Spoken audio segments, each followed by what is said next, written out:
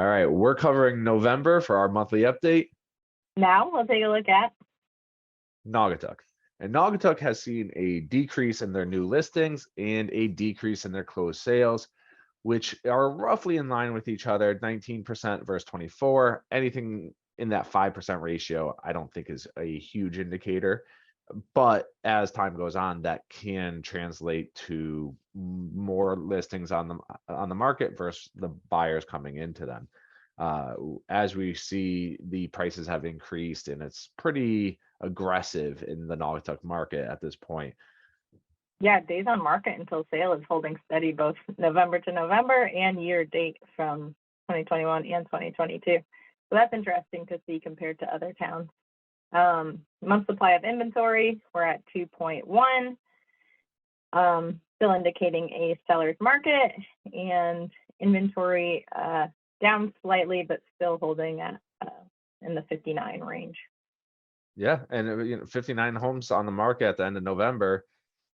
There's still plenty of inventory if you're looking to buy there. Now let's jump over to Watertown. And Watertown is seeing about the same decline as far as them staying in line.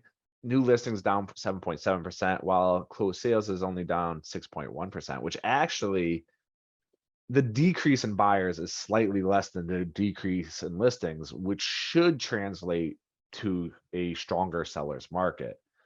And that is shown with the month supply of inventory. We're holding steady at 1.9 months. So we have 1.9 months of homes for sale if the current rate of buyers keeps up and no other listings come on. what's going on with the prices? The prices, we're not seeing too much increase November to November or year to date. So we're seeing not much of an increase of median sales in November, slightly, we're up 4% on average sales from November of last year to November of this year.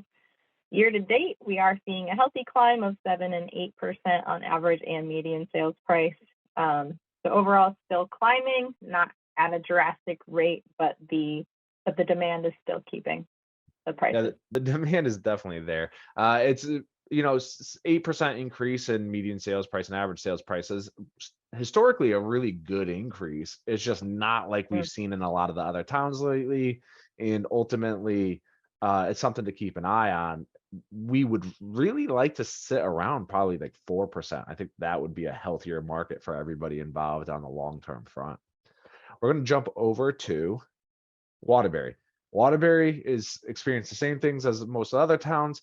New listings is down 10%. Closed sales is down 12%, right in line with each other. So that's not too big of a deal. Even comparing last year to this year, there has been a big decrease in the month of November as far as new listings go, but the pending sales, so the amount of homes that actually went under contract this month only dropped 8%. So that kind of tells you that the buyers are still here. It's just about timing for when these stats come out, really.